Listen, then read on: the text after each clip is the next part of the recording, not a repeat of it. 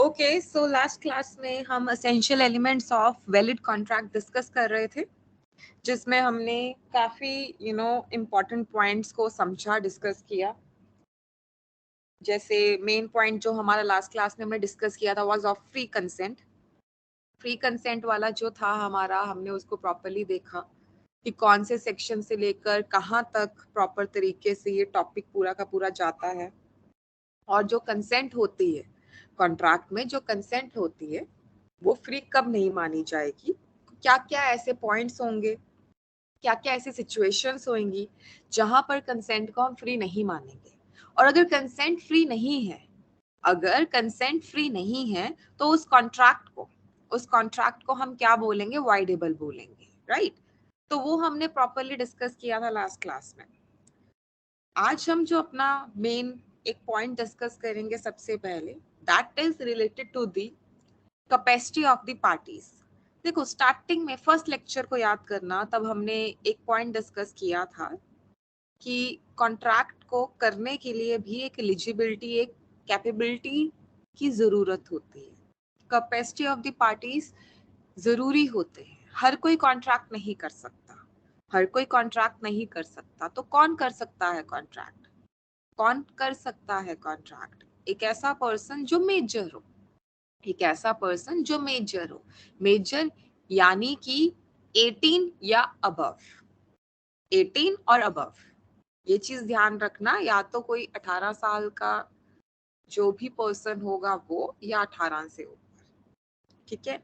मैंने ये भी आपको थोड़ा सा लास्ट क्लास में at the end of the session बताया था कि एज पर गार्डियनशिप एक्ट, वो बच्चा जिसके गार्डियन होता है, पेरेंट नहीं होता, गार्डियन होता है, तो उसकी जो मेन एज मानी जाती है, राइट, वो 21 ईयर्स की मानी जाती है। उसको 21 ईयर्स की एज में एज अडल्ट काउंट किया जाता है। पर वो चीज ना आपके इंडियन कॉन्ट्रैक्ट एक्ट के ऊपर इफेक्ट नहीं करती। वो चीज इंडियन कॉन्ट्रैक्ट एक्ट के ऊपर इफेक्ट नहीं करती। मतलब कोई भी पर्सन जिसका पेरेंट हो, गार्डियन हो, हम वो नहीं देखेंगे। अगर वो 18 इयर्स या उससे अबव है तो वो कॉन्ट्रैक्ट कर सकता है। तो फिर कौन कॉन्ट्रैक्ट नहीं कर सकता? एक माइनर। एक माइनर कॉन्ट्रैक्ट नहीं कर सकता। अगर माइनर के साथ किसी ने कॉन्ट्रैक्ट किया तो वो कॉन्ट्रैक्ट क्या कहलाएगा? वॉइड एब इनिशियो। वॉइड तो चलो आपने समझा ही है कि उसका मतलब होता है रद्द, लेकिन ये वॉइड एब इनिशियो क्या है? वॉइड एब इनिशियो का मतलब होता है वॉइड फ्रॉम बिगिनिंग, मतलब स्टार्टिंग से ही जो चीज रद्द है।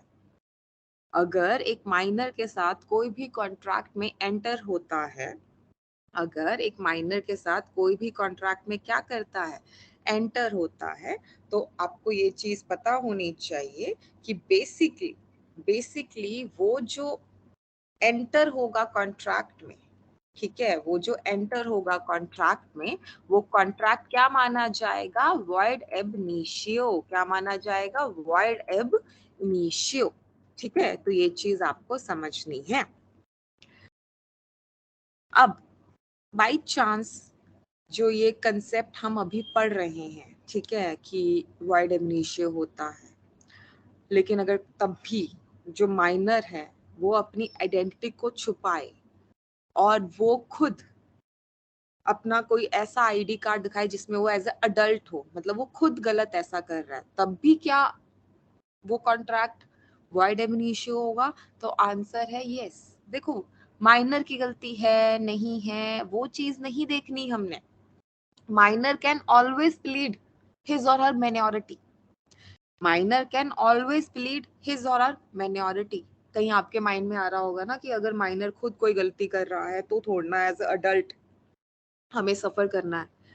देखो, ये कहना क्या चाहता है कि अगर आप किसी के साथ भी कॉन्ट्रैक्ट में जा रहे हो तो सबसे पहले तो आपको ये चेक करना पड़ेगा कि वो पर्सन कहीं माइनर तो नहीं है, ठीक है।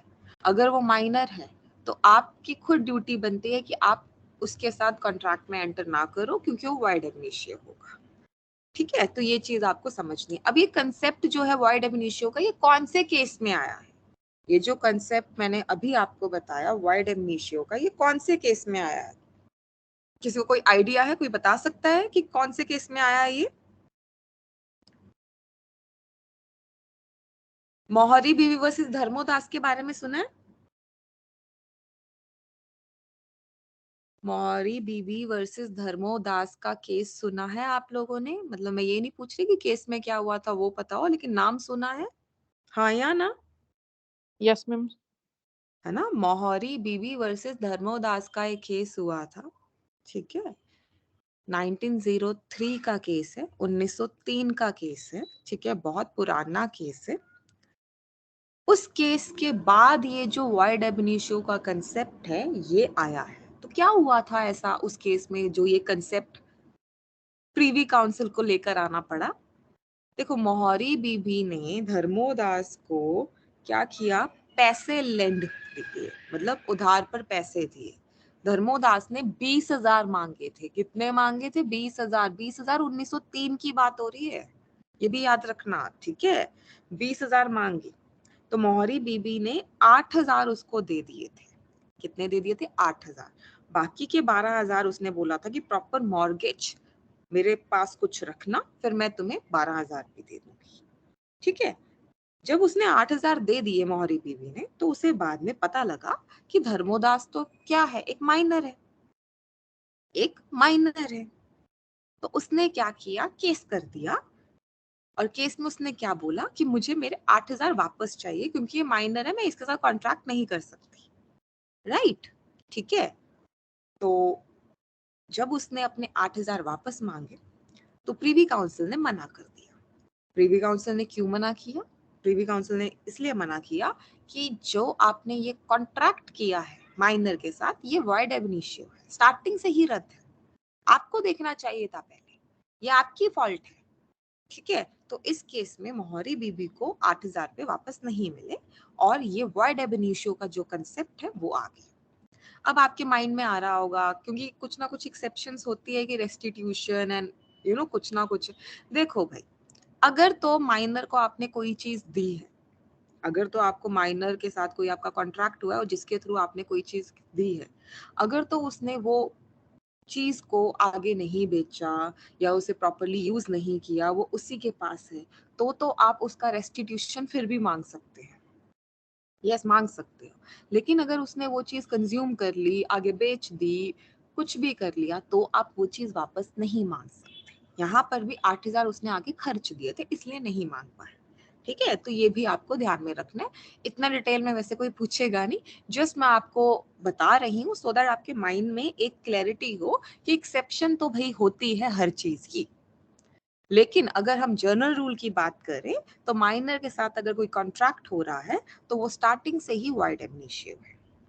और जो माइनर है वो अपनी माइनॉरिटी हमेशा प्लीड कर सकता है, मतलब उसी के फेवर में ही केस की जजमेंट आएगी। एक और चीज, आज की डेट पे अगर कोई बच्चा 17 साल का है और उसने कोई कॉन्ट्रैक्ट कर लिया, तो वो कॉन्ट्रैक्ट क्या? वाइड एमनीशियो है। कल को अगर वो अडल्ट जब भी होता है 18 ईयर्स का, जब भी वो जिस दिन भी होगा, क्या वो उस कॉन्ट्रैक्ट को रेक्टिफाई कर सकता है? रेक्टिफाई मतलब उस कॉन्ट्रैक्ट को अब वैलिड बना सकता है, जो पहले वाइड एमनीशियो था। सेम कॉन्ट्रैक्ट को क्या वो रेक्टिफाई कर सकता है? मेजॉरिटी अटेन करने के बाद रेटिफिकेशन समझते हो ना, लेटर असेंट दे सकता है क्या? एक ऐसा कॉन्ट्रैक्ट जो उसने एज अ माइनॉरिटी करना चाहा, लेकिन वो कॉन्ट्रैक्ट वाइड एमनीशियो बना ऑब्वियो, तो क्या वो मेजर होने के बाद रेक्टिफिकेशन कर सकता है उसी सेम कॉन्ट्रैक्ट की? बताओ। No ma'am. नहीं कर सकता। नो रेक्टिफिकेशन, बिकॉज उसने जो वो कॉन्ट्रैक्ट किया था वो एज अ माइनर था, तो वो वाइड एब इनिशियो होगा। और वाइड एब इनिशियो कॉन्ट्रैक्ट को आप बाद में चलकर रेटिफाई नहीं कर सकते। जिनको नहीं पता रेटिफिकेशन का मतलब क्या होता है, काइंडली लिख लेना, लेटर असेंट देना, ठीक है? लेटर असेंट देना। कोई बच्चा आज 16 साल का है, उसने कोई कॉन्ट्रैक्ट कर लिया, कॉन्ट्रैक्ट वाइड एब इनिशियो है, ठीक है? उसने कहीं किसी से पैसे ले लिए थे, ठीक है? फिर उसने वापस नहीं दिए, क्योंकि और वो दे मांगे उसने तो वो भी नहीं दे पाया क्योंकि उसने खर्च दिए वो पैसे। वो 18 साल का होकर उसी सेम कॉन्ट्रैक्ट को अगर रेक्टिफाई करना चाहे तो वो नहीं कर सकता। क्यों नहीं कर सकता? क्योंकि वो कॉन्ट्रैक्ट एज अ माइनर उसके साथ उसने किया था। तो ये आपको ध्यान में रखना है, नो रेक्टिफिकेशन। ठीक है, ये आपको समझना है। And minor can always plead the minority. क्या माइनर, अच्छा मैं आप कुछ क्वेश्चंस पूछूंगी आपसे, क्या माइनर शेयर होल्डर बन सकता है? क्या माइनर शेयर होल्डर बन सकता है?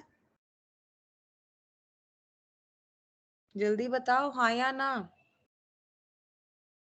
क्या माइनर शेयर होल्डर बन सकता है?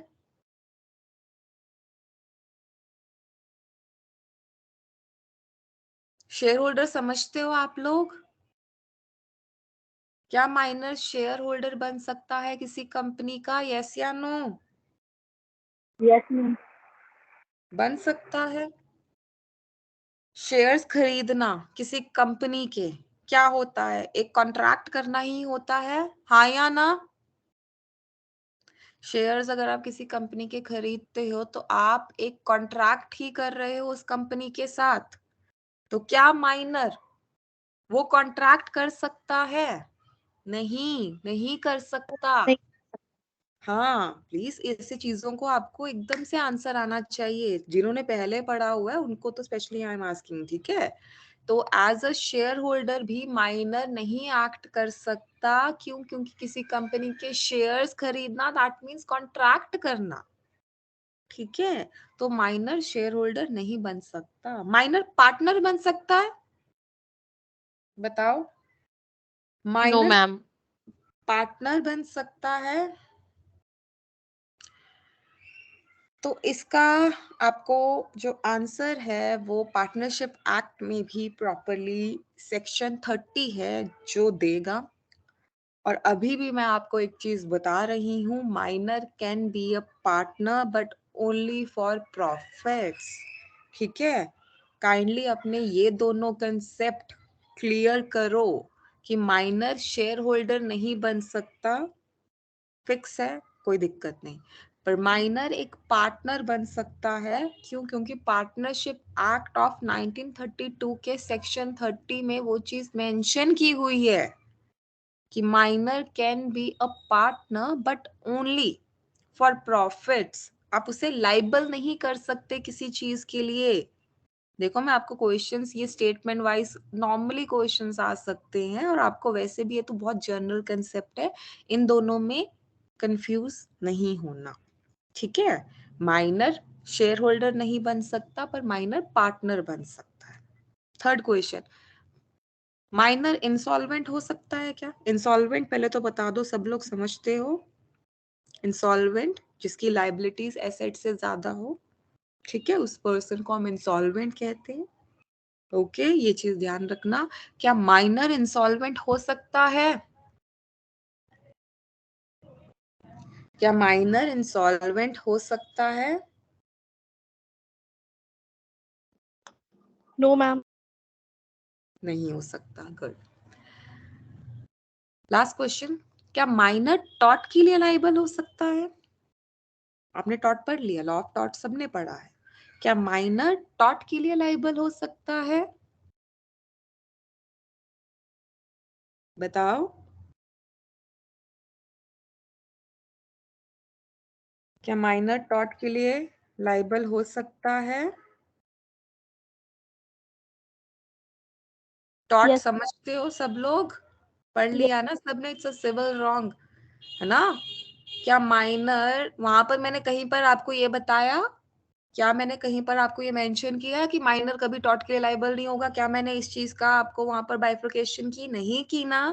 That means minor can be held liable for tort. अब बच्चा कोई रैश ड्राइविंग करेगा तो उसको क्या हम हेल्ड लाइबल नहीं करेंगे? करेंगे या नहीं करेंगे? यस और नो? टॉर्ट के लिए माइनर करेंगे। लाइबल हो सकता है। मैं आपको बहुत जर्नल कंसेप्ट जो कहीं पर आपको एज सच नहीं मिलेंगे, ठीक है, लेकिन आपको जनरली ये इंटरलिंकिंग के बारे में पता होना चाहिए कि माइनर किन किन चीजों के लिए लाइबल होगा और किन किन चीजों के लिए लाइबल नहीं होगा, ऐसे ही याद कर लो, चाहे याद भी हो जाएगा। अभी के लिए तो मैंने आपको क्या बोला कि माइनर शेयर होल्डर नहीं हो सकता, माइनर इंसॉल्वेंट नहीं हो सकता, लेकिन माइनर पार्टनर बन सकता है, बट ओनली फॉर प्रॉफिट्स। अब नेक्स्ट मैं आपको जो क्या चीज बता रही हूँ कि माइनर टॉट के लिए लाइबल हो सकता है, माइनर टॉट के लिए लाइबल हो सकता है। दूसरा जो पॉइंट आपको याद रखना है वो ये है कि minor can be held liable for the necessaries supplied to him. ठीक है, ये चीज ध्यान में रखना है आपको। सिंपल भाषा में समझाती हूँ सो दैट आपको क्लैरिटी भी हो जाए।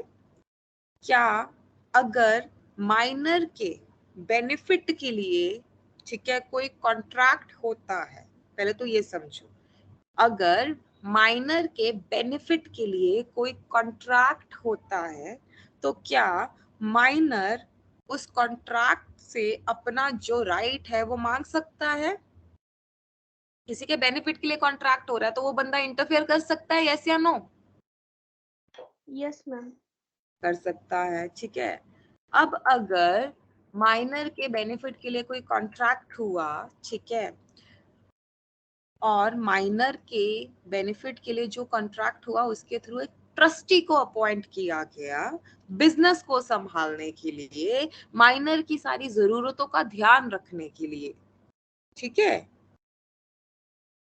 एग्जाम्पल के तौर पर समझा रही हूँ, माइनर के बेनिफिट के लिए कॉन्ट्रैक्ट हुआ और उसी के बेनिफिट के लिए एक ट्रस्टी को अपॉइंट किया गया। माइनर ऑब्वियसली बिजनेस नहीं संभाल सकता, इसलिए ट्रस्टी को अपॉइंट किया गया। और ट्रस्टी की क्या ड्यूटी है? माइनर की भी हर एक जरूरत का ध्यान रखना, ठीक है, ये चीज आपको समझना है। अब अगर वो ट्रस्टी माइनर को और माइनर की जरूरतों का ध्यान नहीं रखेगा तो माइनर क्या कर सकता है? क्लेम कर सकता है। पहला पॉइंट तो ये याद रखना। दूसरा, जब माइनर मेजर हो जाएगा, कैपेबल हो जाएगा बिजनेस को हैंडल करने के लिए, तो वो जो ट्रस्टी है जिसने माइनर की जरूरतों का ध्यान रखा, क्या वो ट्रस्टी प्रॉपर्टी में से कुछ रेम्युनरेशन, कुछ कंपनसेशन मांग सकता है? प्रॉपर्टी में से आई एम सेइंग, वो जो ट्रस्टी है जिसने इतने इयर्स बिजनेस को और उस माइनर को संभाला, ठीक है, उसको हर एक जरूरत का उसका ध्यान रखा, क्या वो ट्रस्टी प्रॉपर्टी में से क्या एक कंपनसेशन या रेम्युनरेशन मांग सकता है? बताओ, हाँ या ना? क्या वो मांग सकता है? I guess no ma'am. देखो, मैंने बोला प्रॉपर्टी में से वो मांग सकता है, ये चीज ध्यान रखना। Minor is held liable for the necessaries supplied to him and the person who had supplied those necessaries to the minor, वो पर्सन प्रॉपर्टी में से शेयर मांग सकता है, बट वो पर्सन माइनर को, जो अब मेजर हो गया ऑब्वियसली, पर्सनली लाइबल नहीं कर सकता। ये आपको समझना है, ठीक है, ये चीज आपके लिए इम्पोर्टेंट है। ये चीज आपके लिए इम्पोर्टेंट है कि जो माइनर है, अगर उसकी जरूरतों का ध्यान रखा जाएगा, या मैंने लिखा भी हुआ है, ये पूरी स्लाइड आपको रीड आउट करनी है, ठीक है। Minor is held for torts and necessaries supplied to him. अगर माइनर को बेसिकली कोई भी क्या है, नेसेसरी सप्लाई हुई है, तो उसको, उस पर्सन को प्रॉपर्टी में से कुछ ना कुछ शेयर देना पड़ सकता है, अगर वो पर्सन ट्रस्टी मांगता है। पर्सनली लाइबल नहीं है वो, ठीक है। ऐसा नहीं वो ट्रस्टी बोलेगा कि मैंने तुम्हारा ध्यान रखा, अब तुम मेरा ध्यान रखो, नहीं, वो प्रॉपर्टी में से मांग सकता है, ठीक है। आपको वैसे तो लाइन क्या आनी है कि टॉट के लिए माइनर लाइबल होता है और नेसेसरीज सप्लाइड के लिए लाइबल होता है। क्रक्स तो वही है, पर उसको नेसेसरीज मतलब समझना। एक होते हैं नेसेसिटीज, रोटी कपड़ा मकान, जरूरतें। एक होती है नेसेसरीज। नेसेसरीज मतलब एज पर दी जितना भी पैसा है, जो भी अब्रॉड जाके पढ़ना, लाइफस्टाइल को मेंटेन करना, हर एक चीज आ जाएगी उसमें। ओके, ये भी याद रखना, ये भी याद रखना। अब एक लास्ट क्वेश्चन, एस्टॉपल क्या होता है? चलो जल्दी से बताओ मुझे, डॉक्ट्राइन ऑफ एस्टॉपल क्या होता है? एस्टॉपल,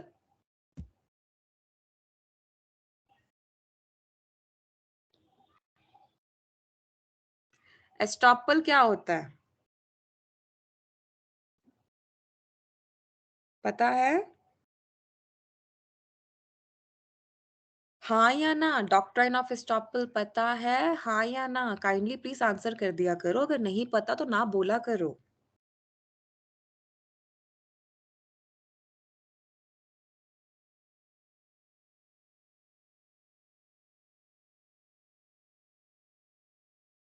पता है एस्टॉपल के बारे में सबको? काइंडली आई एम फिर रिक्वेस्ट कर रही हूँ, प्लीज इंटरेक्ट किया करो, हाँ या ना बोला करो, चुप मत बैठा करो। अगर नहीं पता तो प्लीज ना बोला करो, so that I can explain. Estoppel, doctrine of estoppel, अच्छा ये बता दो, आप लोगों ने सुना है इसके बारे में? सुना तो होगा ऑब्वियसली, सबने सुन रखा है, यस या नो? सुना यस मैम। है ना? तो मतलब नहीं पता तो प्लीज बच्चा बोला करो, ठीक है? जब तक आप नहीं बोलोगे, how can I proceed, right? Doctrine of estoppel, जो ये एस्टॉपल जो वर्ड है, that means to stop by law, to stop by law, ठीक है? इसका मतलब क्या होता है? अगर आपने कोई स्टेटमेंट बोली है, कंसेप्ट समझो पहले तो इसका। अगर आपने कोई स्टेटमेंट बोली है, ठीक है, और उस स्टेटमेंट को सुनकर दूसरा पर्सन बिलीव कर रहा है और वो कुछ एक्ट कर रहा है, तो आप अपनी स्टेटमेंट से बैक ऑफ नहीं कर सकते। अगर आपने किसी को बोला है that you will sell the land to him, आपने उसको प्रॉमिस कर दिया है कि आप उसे वो जमीन बेचोगे, ठीक है, तो आप बाद में अपने उन वर्ड से बैक ऑफ नहीं कर सकते। That is rule of estoppel. ये चीज ध्यान रखना कि बैक ऑफ नहीं करना। अगर आपने किसी को कोई चीज प्रॉमिस की है तो आप लाइबल होंगे, आप लाइबल होंगे। एविडेंस एक्ट में भी प्रॉपर तरीके से एस्टॉपल का सेक्शन जो होता है, वो एक प्रॉपर सेक्शन है 115, जिसमें उसको एक्सप्लेन किया हुआ है, ठीक है? और प्रॉपर तरीके से जो एस्टॉपल है वो सिर्फ और सिर्फ सिविल केसेस के ऊपर लगता है, क्रिमिनल केसेस के ऊपर ये रूल नहीं एप्लीकेबल होता, ये भी याद रखना। डॉक्ट्राइन ऑफ एस्टॉपल सिर्फ और सिर्फ सिविल केसेस। अगर ये क्वेश्चन आ जाए स्टेटमेंट फॉर्म में तो यू कांट से कि सिलेबस में नहीं है, क्योंकि जब भी आप लॉ के बारे में पढ़ रहे हो, ये डॉक्ट्राइन आपको पता होना चाहिए, ठीक है? कि एक बारी जो स्टेटमेंट बोली, एक बारी जो प्रॉमिस किया, तो आप उस चीज से बैक ऑफ नहीं कर सकते, and it only apply in the case of civil cases, ठीक है? ये आपको ध्यान में रखना है। बट अगर हम माइनर की बात करें, अगर हम माइनर की बात करें तो माइनर को हम नहीं फोर्स कर सकते, मतलब रूल ऑफ एस्टॉपल माइनर के ऊपर नहीं लगता, ये आपको ध्यान में रखना है। रूल ऑफ एस्टॉपल माइनर के ऊपर नहीं लगता, इसलिए मैंने ये कंसेप्ट समझाया है आपको, ठीक है? रूल ऑफ एस्टॉपल माइनर के ऊपर नहीं लगता, लेकिन जनरल में रूल ऑफ एस्टॉपल या डॉक्ट्राइन ऑफ एस्टॉपल जो है वो हर एक सिविल केस के ऊपर अप्लाई करता है, कि आप बैक ऑफ नहीं कर सकते। आपने जो एक बारी प्रॉमिस किया है, आप उससे नहीं मुकर सकते, ठीक है? और अगले बंदे ने ऑब्वियसली उस प्रॉमिस को, उस स्टेटमेंट को बिलीव किया है। क्या किया है? बिलीव किया है। ये आपको ध्यान में रखना है, ठीक है? एंड ये डॉक्ट्राइन ऑफ एस्टॉपल आपके एविडेंस एक्ट में सेक्शन 115 में दे रखा है। अगर आपको इसको और अच्छे से समझना हो तो आप वो सेक्शन को रेफर कर सकते हो, ठीक है? देयर इज नो हार्म, भले एविडेंस एक्ट सिलेबस में नहीं है, लेकिन अगर आपको कंसेप्ट को समझना है। लेकिन डेफिनेशन और मेजर जो रूल ये कहता है वो मैंने आपको अभी बताया। क्लियर हुआ ये चीज? एक बार बताया एस्टॉपल। अब जो ये जहां पर भी ये शब्द आए, इंग्लिश का शब्द है, ये कहीं पर भी आ सकता है, ठीक है? Estoppel means to stop by law, estoppel means to stop by law, ठीक है? लॉ आपको रोक देता है कि भाई आप बैक ऑफ नहीं कर सकते, आप बैक ऑफ नहीं कर सकते, ठीक है? यहां तक क्लियर हुआ? Yes ma'am.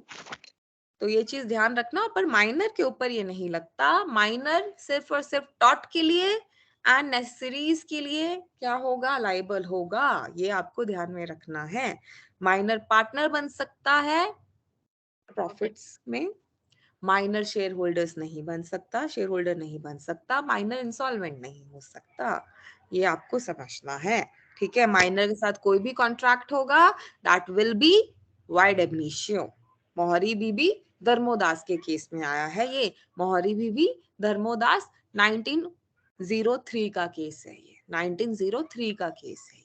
और ये सारा का सारा जो मैंने अभी आपको समझाया है, ये सेक्शन 11 में दे रखा है। जो सेक्शन 11 है आपका of the Indian contract act, वो आपको दो चीजों के बारे में बताता है। एक तो कैपेसिटी ऑफ द पार्टीज के 3 पॉइंट्स बताता है कि person has to be major, sound mind and disqualified नहीं होना चाहिए। और माइनर को लेकर जो जो रूल्स है वो भी एक्सप्लेन करता है। माइनर को लेकर जो जो रूल्स है वो भी एक्सप्लेन करता है। तो ये चीज आपको ध्यान में रखनी है। नेक्स्ट, दूसरा जो पॉइंट है जो आपको ध्यान में रखना है वो ये है कि अनसाउंड पर्सन अगर कोई कॉन्ट्रैक्ट करेगा तो वो कॉन्ट्रैक्ट भी वॉइड होगा। अनसाउंड पर्सन अगर कोई कॉन्ट्रैक्ट करेगा तो वो कॉन्ट्रैक्ट भी वॉइड होगा। अब अनसाउंड पर्सन का मतलब क्या है? A person who is not in his or her senses, जो अपने सेंसेस में नहीं है। या तो वो कोई इडियट होगा, या तो कोई वो लुनेटिक होगा, या तो कोई पर्सन होगा ड्रंकड। मैं फिर से रिपीट कर रही हूं, अनसाउंड पर्सन, ठीक है। या तो कोई पर्सन होगा जो क्या होगा, बेसिकली लुनेटिक होगा, ठीक है, या तो इडियट होगा, या तो फिर क्या होगा, ड्रंकर्ड। अब स्टूडेंट्स को I have always witness lunatic and idiot में भी कंफ्यूजन हो जाती है। देखो, इडियट का मतलब क्या होता है, मूर्ख। इडियट का मतलब क्या होता है, मूर्ख, ठीक है। मूर्ख मतलब बेसिकली ऐसा कोई पर्सन जो बाय बर्थ क्या है, मेंटली स्टेबल नहीं है, बाय बर्थ, ठीक है। On the other hand, lunatic means वो पर्सन जिसको फिट्स पड़ते हैं, दौरे पड़ते हैं, फिट्स पड़ते हैं, ठीक है। अब इसमें दो चीजें हो सकती हैं।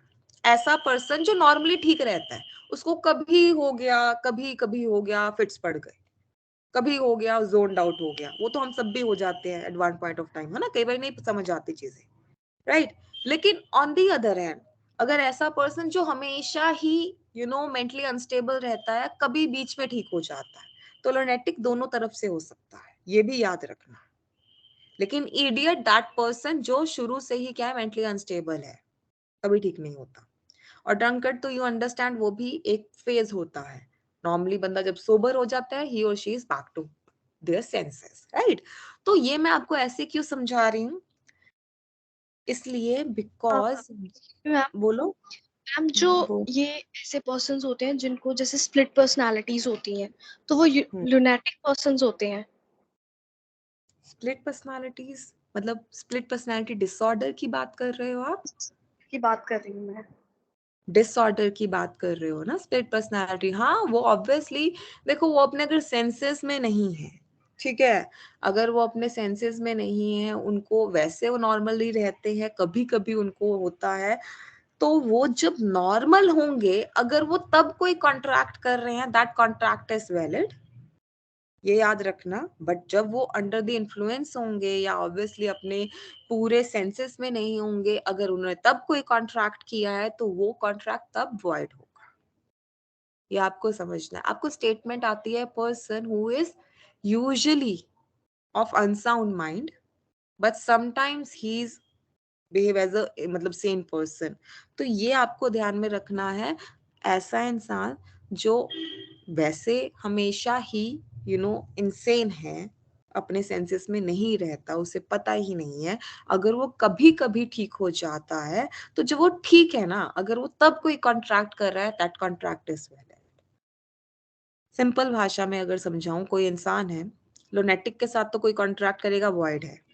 लुनेटिक के साथ तो कोई अगर कॉन्ट्रैक्ट, सॉरी, इडियट के साथ कोई अगर कॉन्ट्रैक्ट करेगा तो वो वॉइड है। क्यों? क्योंकि इडियट मीन्स अ पर्सन जो बाय बर्थ ही क्या है, नॉट मेंटली स्टेबल। लेकिन लुनेटिक के केस में देखना पड़ेगा कि ये जब कॉन्ट्रैक्ट हुआ था, ये पर्सन अपने सेंसेस में था या नहीं था। अब आपके माइंड में होगा, ये कौन देखेगा? बर्डन ऑफ प्रूफ किसके ऊपर होगा? तो बर्डन ऑफ प्रूफ होगा भाई उस पर्सन के ऊपर जिसने ऐसे पर्सन के साथ कॉन्ट्रैक्ट किया है।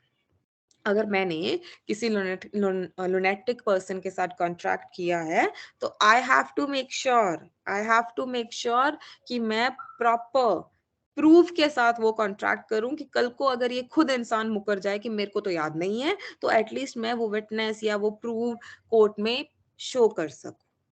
ये आपको ध्यान में रखना है। बर्डन ऑफ प्रूफ जो है वो किस पर लाई करेगा? उस पर्सन पर जिसने उस लुनेटकी के साथ क्या किया है? कॉन्ट्रैक्ट किया है। जिसने उस लुनेटकी पर्सन के साथ क्या किया है? कॉन्ट्रैक्ट किया है। ठीक है, तो ये याद रखना है आपको, इडियट, ड्रंकर्ड, लुनेटिक। ठीक है, इडियट, ड्रंकर्ड, लुनेटिक। यहां तक क्लियर हुआ? एक बार बता दीजिए। Yes ma'am. Yes ma'am. Okay, ये सारा का सारा सेक्शन 12 में दिया हुआ है। ये सारा का सारा आपको याद रखना है, सेक्शन 12 में दिया हुआ है। अब थर्ड पॉइंट जो है, डिस्क्वालिफाइड बाय लॉ नहीं होना चाहिए पर्सन। डिस्क्वालिफाइड बाय लॉ नहीं होना चाहिए पर्सन। तो डिस्क्वालिफाइड बाय लॉ कौन कौन से पर्सन हैं? एलियन एनिमी, फॉरेन एम्बेसडर, कोई कन्विक्ट, इंसॉल्वेंट पर्सन, ये सारे डिस्क्वालिफाइड बाय लॉ है। कोई जेल में बैठा है, वो जेल में बैठे हुए कॉन्ट्रैक्ट नहीं कर सकता। किसी कंट्री के साथ इंडिया की वॉर है जो चल रही है, तो उस कंट्री के जो सिटीजन्स होंगे वो हमारे लिए एलियन एनिमी बन जाएंगे। अब हम उस टाइम फ्रेम में जब तक वॉर चल रही है कोई भी कॉन्ट्रैक्ट नहीं कर सकते। अगर हम करेंगे तो वैलिड कॉन्ट्रैक्ट नहीं माने जाएंगे। ये आपको समझना है। कोई इंसॉल्वेंट पर्सन है बेसिकली, जिसके ऑलरेडी लाइबिलिटीज एसेट से बहुत ज्यादा है, तो वो फर्दर और कॉन्ट्रैक्ट नहीं कर सकता। कोई फॉरेन एम्बेसडर्स है, डिप्लोमेट्स है, जो एम्बेसीज वगैरह में काम करते हैं, अपनी कंट्री को रिप्रेजेंट करते हैं, तो वो कोई कॉन्ट्रैक्ट नहीं कर सकते without the permission of their country. ये आपको ध्यान में रखना है। और ये डिस्क्वालिफाइड बाय लॉ का कोई सेक्शन नहीं है। मैं फिर से रिपीट कर रही हूँ, कहीं आप ये सोचो कि सेक्शन 13 होगा। 13 तो है नहीं, 13 तो हम कर चुके हैं। कंसेंट के बारे में मैंने आपको समझाया है ऑलरेडी। कंसेंट के बारे में मैंने आपको समझाया है ऑलरेडी, राइट? तो ये आपको ध्यान में रखना है। सेक्शन 11 में 3 पॉइंट्स दे रखे हैं कैपेसिटी ऑफ द पार्टीज के, एंड माइनर के बारे में डिस्कशन कर रखी है। सेक्शन 12 में अनसाउंड पर्सन के बारे में डिस्कशन कर रखी है। एंड डिस्क्वालिफाइड का कोई सेक्शन नहीं है एज सच, लेकिन वो वैसे मेंशन कर रखे हैं कौन कौन से जो भी ये लोग हैं जो डिस्क्वालिफाइड है बाय लॉ, कि वो कोई कॉन्ट्रैक्ट में एंटर नहीं कर सकते। वो कोई कॉन्ट्रैक्ट में एंटर नहीं कर सकते। ठीक है, यहां तक क्लियर हुआ? एक बारी बता दे। Yes ma'am. Yes ma'am. ये हाँ, तो ये सारा का सारा जो अभी हमने कवर किया, डिस्कस किया, वो है कैपेसिटी ऑफ द पार्टीज का। याद रखना ये चीज। एंड माइनर से जुड़े हुए जो भी मैंने आपको पॉइंट्स बताए वो तो आपको याद रखने ही हैं। ठीक है, अब हमने मोस्टली सारे एसेंशियल एलिमेंट्स को कवर किया। ऑफर होना चाहिए, एक्सेप्टेंस होना चाहिए विद रूल्स, राइट?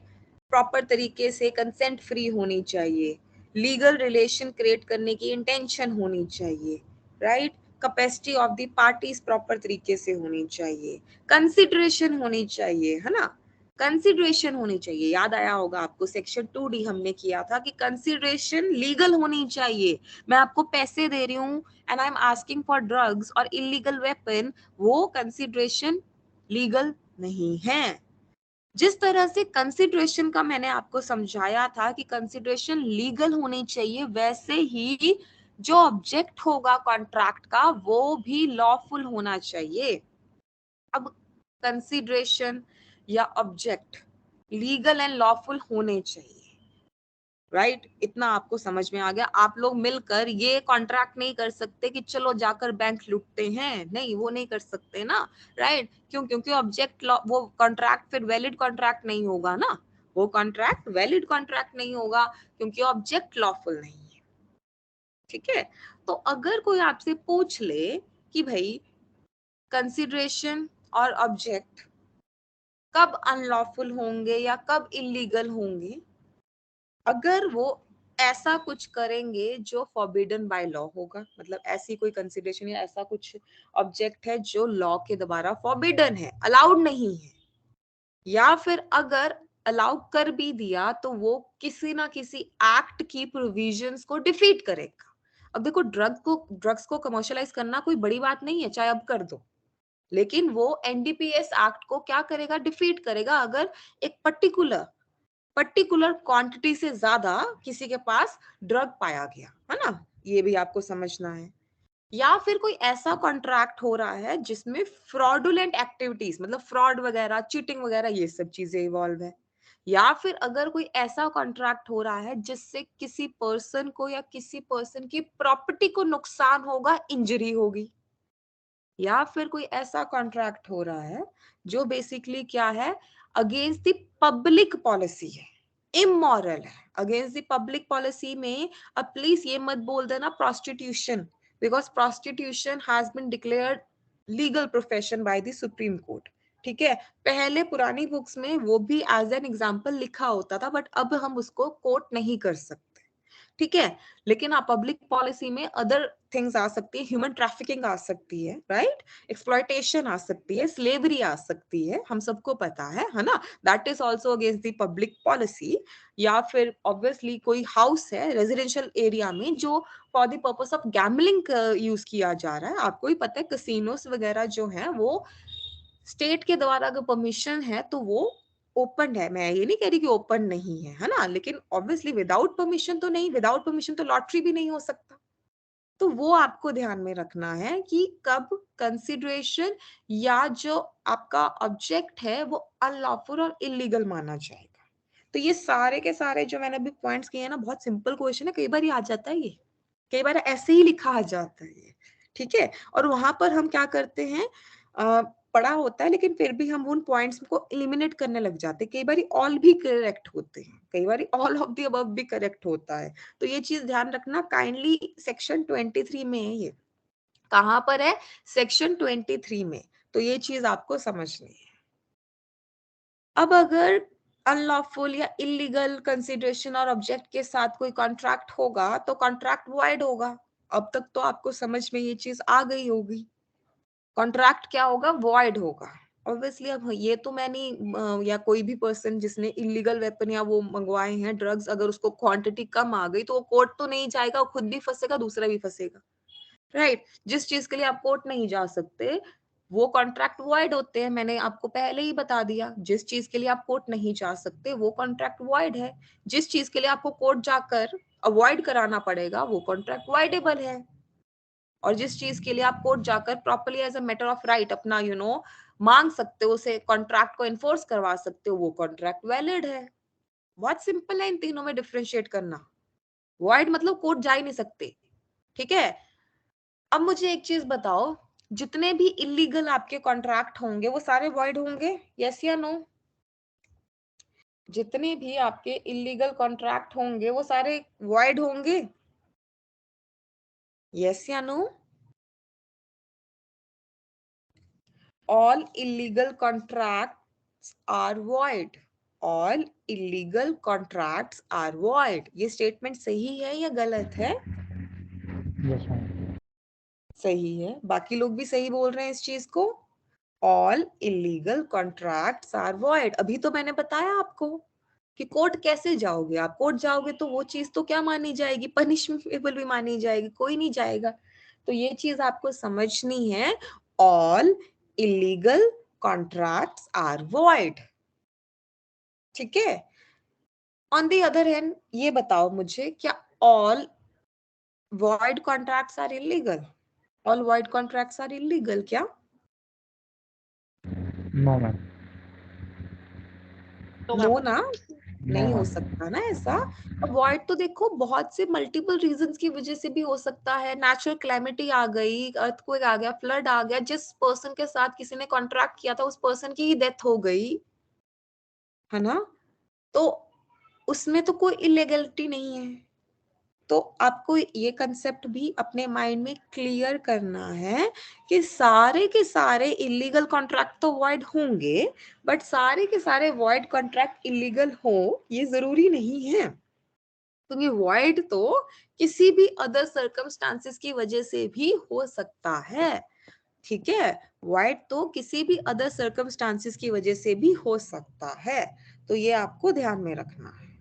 ठीक है, अब मैंने ये चीज आपको ऐसे क्यों समझाई, बिकॉज जो लास्ट पॉइंट हम कवर करेंगे वो कौन सा होगा कि कौन से ऐसे कॉन्ट्रैक्ट्स या एग्रीमेंट्स होंगे, कॉन्ट्रैक्ट तो नहीं बोलेंगे ऑटोमेटिकली हम उन्हें, एग्रीमेंट्स होंगे जो वॉइड माने जाएंगे, जो क्या माने जाएंगे, वॉइड माने जाएंगे। और वो आपको सेक्शन 26 से लेकर 30 तक बताए जाते हैं। सेक्शन 26 से लेकर 30 तक आपको पॉइंट्स में चीजों को याद रखना है, और ऑटोमेटिकली याद हो जाएगा आपको पढ़कर ही कि हाँ भाई ये वाले कॉन्ट्रैक्ट तो वॉइड ही होंगे। एग्रीमेंट्स रिस्ट्रेनिंग अ मैरिज, किसी की मैरिज को ब्रेक करना या किसी की मैरिज में इंटरवीन करते हुए कोई भी प्रॉब्लम क्रिएट करना, या किसी को ये बोलना कि I will pay you 10 lakh rupees but you don't get married to that person, क्या ऐसा हो सकता है? क्या ये कॉन्ट्रैक्ट सही माना जाएगा? आप बताएं, क्या ये कॉन्ट्रैक्ट सही माना जाएगा दैट यू आर रिस्ट्रेनिंग और restricting someone's marriage, you are doing no marriage ma'am. Brokerage, ये सही माना जाएगा? No, it will be held void. ये आपको ध्यान में रखना है। यू डोंट हैव, मतलब इसमें डिटेलिंग में जाने की दिक्कत या जरूरत नहीं पड़ेगी आपको, आपको सिर्फ इनकी हेडिंग्स का ही ध्यान रखना है कि हाँ भाई ये एग्रीमेंट्स वॉइड है। सेक्शन 26 अलग से ही इसी चीज के बारे में क्या करता है, बात करता है, ये आपको ध्यान में रखना है। ठीक है, हाँ, लेकिन अगर किसी माइनर की मैरिज करवा देंगे तो वॉइड ही नहीं, वो बल्कि अगेंस्ट द पब्लिक पॉलिसी माना जाएगा और पनिशेबल भी माना जाएगा, हिंदू मैरिज एक्ट में भी, चाइल्ड मैरिज एक्ट में भी। ठीक है, अभी फैमिली लॉ हम करेंगे तो हम उस चीज के बारे में डिस्कस करेंगे। क्यों? क्योंकि उसमें भी कस्टमरी लॉज आ जाते हैं, क्योंकि मोहम्मदियन मतलब आपका मुस्लिम लॉ में अटेनिंग ऑफ प्यूबिटी एक प्रकार से क्या माना जाता है, लिमिट माना जाता है, but as per Hindu law proper तरीके से एज मैटर करती है। ठीक है, पर अभी के लिए सिर्फ इतना याद रखो, ऐसे एग्रीमेंट्स जो किसी की मैरिज को रिस्ट्रिक्ट करे या ब्रेक करे वो एग्रीमेंट्स वॉइड होंगे। लेकिन ऐसे एग्रीमेंट्स जो किसी को ट्रेड करने से रोके, क्या हम किसी को ट्रेड करने से रोक सकते हैं, व्यापार करने से रोक सकते हैं? क्या हम किसी को ट्रेड करने से, काम करने से नो रोक मैम, सकते हैं? नहीं रोक कॉन्स्टिट्यूशनल सकते। राइट है ma'am. It's a constitutional fundamental right as per article 19, है ना। और अगर जो रिस्ट्रिक्शंस लगाई भी जाती हैं that is from the government side, वो गवर्नमेंट लगाएंगे। ठीक है, तो आप अगर किसी के साथ ऐसा एग्रीमेंट कर रहे हो कि टेक दिस 20 लाख रुपीस, लेकिन तुम इस एरिया में बिजनेस नहीं करोगे या तुम यहाँ पर बिजनेस नहीं करोगे, तो वो एग्रीमेंट ही वॉइड है। पर इसका एक एक्सेप्शन आता है, जो आप पार्टनरशिप एक्ट जब करोगे ना, अभी आप पार्टनरशिप एक्ट के बारे में तो आपको दो कंसेप्ट क्लियर होंगे, एक तो माइनर को लेकर कंसेप्ट क्लियर होगा, आज तो सिर्फ आपने इतना समझा और उस कंफ्यूजन को दूर किया कि भाई माइनर पार्टनर जरूर बन सकता है प्रॉफिट्स के लिए, पर ये कहाँ पर लिखा है और कैसे लिखा है वो तो पार्टनरशिप एक्ट में बताऊंगी मैं आपको, है ना। दूसरा, पार्टनरशिप एक्ट का ही एक और पॉइंट होता है जो क्या कहता है कि जो पार्टनर्स होते हैं, अगर उन पार्टनर्स में से एक पार्टनर रिटायर होना चाहता है या वो अलग होना चाहता है तो वो हो सकता है, कोई दिक्कत नहीं है। बट अगर उन पार्टनर्स ने आपस में एक एग्रीमेंट किया हो कि फ्यूचर में कोई भी अगर इस बिजनेस को छोड़कर जाएगा तो वो कुछ टाइम पीरियड के लिए सेम बिजनेस नहीं करेगा, या कुछ एरियाज डिसाइड किए जाएंगे कि इस पर्टिकुलर एरिया में सेम बिजनेस नहीं किया करेगा, क्यों? क्योंकि उससे करंट पार्टनरशिप फर्म को नुकसान होगा। तो अगर पार्टनरशिप में पार्टनर्स आपस में ऐसा कोई एग्रीमेंट करते हैं तो वो एग्रीमेंट रिस्ट्रेनिंग या रिस्ट्रिक्टिंग ऑफ ट्रेड नहीं माना जाएगा, वो एक्सेप्शन में आएगा। क्यों? क्योंकि उन सबने अपनी कंसेंट से पार्टनरशिप के नॉर्म्स के अंडर वो एग्रीमेंट किया है। ये मैं आपको बता रही हूँ, ये चीज ध्यान रखना। एक्सेप्शन ट्रेड वाले जो ये एग्रीमेंट है, इसकी है पार्टनरशिप एक्ट, तो ये याद रखना, ठीक है? ओके। क्या हम लीगल प्रोसीडिंग्स रोक सकते हैं? अगर हम रोक रहे हैं तो क्या वो एग्रीमेंट सही होगा? क्या हम कोर्ट की कार्रवाई को रोक सकते हैं? क्या हम विटनेसेस को नो पैसे मैम। दे रहे हैं जो, ठीक है, वो एग्रीमेंट सही है? वैसे तो देखो एथिकली भी सही नहीं है वो चीजें, बट होता है ऐसा। पर मैं जनरली बात कर रही हूँ, विटनेस कई बार पैसे लेकर भी हॉस्टाइल हो जाते हैं। हॉस्टाइल विटनेस के बारे में सुना है ना सबने? हॉस्टाइल विटनेस के बारे में यस मैम। सुना है ना? आपका ही यस मैम। विटनेस आपके ही अगेंस्ट हो जाए। Yes ma'am. 154 of Indian evidence act. देखो ये सब चीजें ना भूलना मत, ठीक है? आई नो सिलेबस में नहीं है, लेकिन ये सब चीजें इंटरलिंक्ड है, हमें पता होना चाहिए। प्रोसीडिंग्स को मत भूलना, ठीक है? हॉस्टाइल विटनेस, राइट, वो आपके अगेंस्ट चले जाते हैं आप ही से पैसा लेकर। आपने भी देखा होगा, विटनेस किया होगा, राइट? क्यों? क्योंकि अगर आप उनके साथ कोई एग्रीमेंट कर रहे हो ऐसा, वो भाई वॉइड है, एग्रीमेंट ही वॉइड है। आप किसी को पैसा दे रहे हो 10 लाख देना, 10 लाख ले लो, बट विटनेस बन के मत आना, तो वो एग्रीमेंट ही वॉइड है, ठीक है? आप, या अगर मैं ये बोलूं, आप लीगल प्रोसीडिंग्स में स्टिफलिंग कर रहे हो, स्टिफलिंग मींस आप हर्डल्स पैदा कर रहे हो, ऐसा कोई एग्रीमेंट कर रहे हो, वो एग्रीमेंट वॉइड है, ठीक है? विटनेस इसको रोक रहे हो, वो एग्रीमेंट ही वॉइड है। ये आपको ध्यान में रखना है। लिमिटेशन पीरियड 3 साल का जो प्रोसीडिंग्स के लिए है, ठीक है, वो प्रॉपर तरीके से लिखा हुआ है। लेकिन अगर कोई उससे ब्रीच करता है, मतलब 3 साल में केस फाइल नहीं करता और वो बाद में केस फाइल कर रहा है, उसका सफिशिएंट कॉज है कि मुझे रोका गया था, मुझे मिसगाइड किया गया था, तो वो 3 साल के बाद भी केस कर सकता है। ये भी याद रखना। लिमिटेशन एक्ट जो है आपका, वो लिमिटेशन पीरियड के बारे में बताता है कि केस एक पर्टिकुलर टाइम फ्रेम में हो जाना चाहिए फाइल। लेकिन अगर उस टाइम फ्रेम में केस नहीं फाइल हुआ, उसके बाद किसी ने किया, उसके बाद किसी ने किया, तो वो कर सकता है, प्रोवाइडेड अगर वो एक सफिशिएंट कॉज दे, ठीक है? सफिशिएंट कॉज दे, ये आपको ध्यान में रखना है। देखो प्रॉब्लम पता है क्या है, आपके ना सिलेबस में कुछ एक्ट्स है नहीं है जिनका इंटरलिंकिंग बहुत जुड़ता है, राइट? इस वजह से वो एक्ट्स का आप नाम सुनते हो, राइट, जो आपने पढ़े तो होते हैं, लेकिन ऑब्वियसली अभी आप उनको नहीं टैकल कर रहे, डील कर रहे, तो वो एकदम से आपके माइंड में नहीं स्ट्राइक करते, एंड आई अंडरस्टैंड। इसलिए जितना मैं बोल रही हूँ, लिमिटेशन एक्ट ठीक है, उसमें टाइम फ्रेम बताया जाता है कि केस एक पर्टिकुलर टाइम फ्रेम में करना है, उतना ही याद रख लो, कोई दिक्कत नहीं है। ये मत सोचने बैठ जाना कि हाय मुझे तो बिल्कुल याद ही नहीं है लिमिटेशन एक्ट, हाय मुझे तो बिल्कुल याद नहीं है एविडेंस एक्ट। हालांकि एविडेंस एक्ट आपको याद होना चाहिए, ठीक है, क्योंकि अदर एग्जाम्स में या वैसे भी आपको पता होना चाहिए, being from the law background. पर अभी के लिए सिर्फ इंटरलिंकिंग को समझना, ठीक है? अपने आप को वो मत करने लग जाना कि एविडेंस एक्ट पढ़ने बैठना चाहिए, वो करना चाहिए। अभी सिर्फ इंटरलिंकिंग को समझो। लिमिटेशन एक्ट भी बार बार क्योंकि आपको आएगा आगे भी, क्यों? क्योंकि ये प्रॉपर एक रोल प्ले करता है रात भर, ठीक है? यहाँ तक क्लियर हुआ? एक बारी बताएं। Yes ma'am.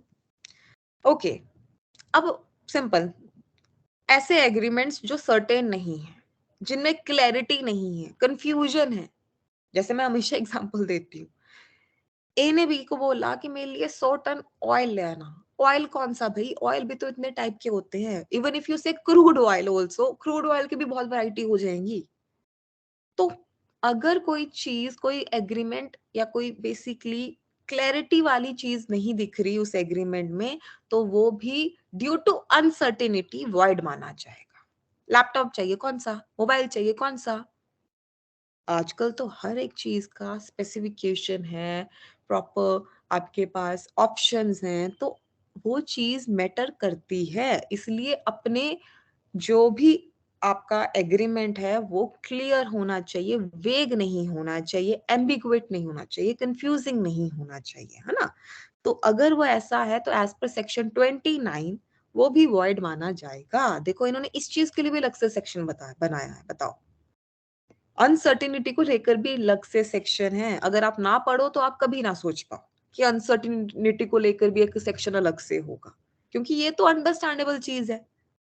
ये तो हमने पहले ही लेक्चर में समझ ली थी। जब हम ऑफर के बारे में बात करें तब भी हम कि ऑफर क्लियर होना चाहिए, राइट, वेग नहीं होना चाहिए, ताकि एग्रीमेंट आपका क्लियर बने, है ना, प्रॉपर बने। तो अगर अनसर्टिनिटी है तो वो भी क्या माना जाएगा, आपका वॉइड माना जाएगा। ठीक है। एंड लास्ट एक और चीज जो आपको ध्यान में रखनी है कि सर्टिनिटी को किस तरह से हम मेजर करते हैं। जैसे कि कंसेंसस एट इडम हो रहा है, चीज़ों में जो भी पार्टीज इन्वॉल्व हो रही हैं वो एक लीगल रिलेशनशिप में आना चाहती हैं तो इन्वॉल्व हो रही हैं, ये आपको ध्यान में रखना है। ठीक है। पार्टीज अपने प्रॉपर कॉन्ट्रैक्ट में जो भी अनसर्टिनिटीज है अगर उसको रिमूव कर दे तो वो कॉन्ट्रैक्ट वैलिड बन जाएगा, वो कॉन्ट्रैक्ट वैलिड बन जाएगा, ये भी याद रखना। ठीक है। नॉट इतना डिटेल में जाने की जरूरत नहीं है, सिर्फ आपको पता होना चाहिए। अब लास्ट चीज जो यहाँ पर है, वेजरिंग एग्रीमेंट्स। सुना है इसके बारे में आपने, वेजरिंग एग्रीमेंट्स? वेजरिंग एग्रीमेंट्स के बारे यस में मैम, सुना? वेजर मतलब यस मैम, बेट बेट लगाना, बेट रिलेट, शर्त राइट। लगाना, शर्त लगाना, बेट लगाना, कौन जीतेगा, इंडिया या पाकिस्तान, कौन जीतेगा, है ना। एशिया कप वैसे भी चल रहा है। वो चलो वो वाली इलीगल बेटिंग की हम बात नहीं कर रहे हैं यहाँ पर। यहाँ पर हम जनरल जो आपस में वी बेट लगा लेते हैं कि कल बारिश होगी या नहीं होगी, कौन मैच जीतेगा नहीं जीतेगा। ठीक है। उस बेट को हम वेजर करना बोलते हैं और उस एग्रीमेंट को हम वेजरिंग एग्रीमेंट बोलते हैं।